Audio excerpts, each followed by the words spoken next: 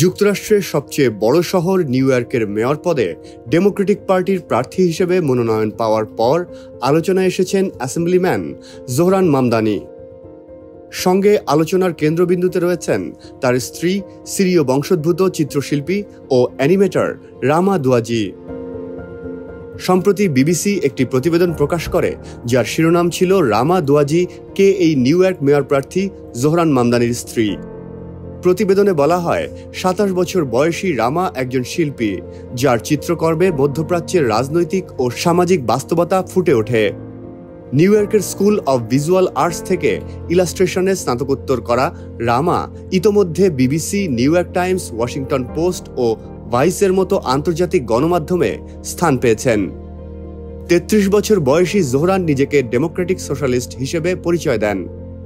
Democratic পার্টির প্রাথমিক বাছাইয়ে তিনি নিউ ইয়র্কের প্রভাবশালী রাজনৈতিক ও সাবেক গভর্নর অ্যান্ড্রিউ কুমোকে পরাজিত করেন। তবে নির্বাচনী প্রচারণায় রামার অনুপস্থিতি নিয়ে প্রশ্ন তুলেছেন অনেকেই। সমালোচকদের দাবি, জোহরান ইচ্ছাকৃতভাবে স্ত্রীকে প্রচারণা থেকে আড়ালে রেখেছেন। জবাবে মে মাসে নিজের সামাজিক মাধ্যমে একাধিক বিয়ের ছবি শেয়ার করে জোহরান লেখেন, রামা শুধু আমার স্ত্রী নন, তিনি নিজেই নিজের পরিচয়ে পরিচিত একজন শিল্পী। আপনি আমার মতাদর্শ নিয়ে বিতর্ক করতে পারেন, কিন্তু আমার পরিবার নিয়ে নয়। জানা যায়, রামা ও জোহরানের পরিচয় হয় ডেটিং অ্যাপ হিঞ্জ-এ। পরে দুবাইয়ে রামার পরিবারের উপস্থিতিতে তাদের বিয়ে হয়। বর্তমানে তারা নিউ ইয়র্কের ব্রুকলিনে বসবাস করছেন। টেক্সাসে জন্ম নেওয়া রামা দুয়াজির ক্যানভাসগুলো মূলত সাদা কালো। তিনি আরব দুনিয়ার দৃশ্যপট তুলে ধরেন ক্যানভাসে।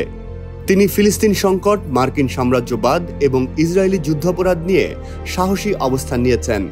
২০২২ সালে তার কাজ বিবিসি ওয়ার্ল্ড সার্ভিসের তথ্যচিত্র হু কিল্ড মাই গ্র্যান্ডফাদার এ দেখানো হয়।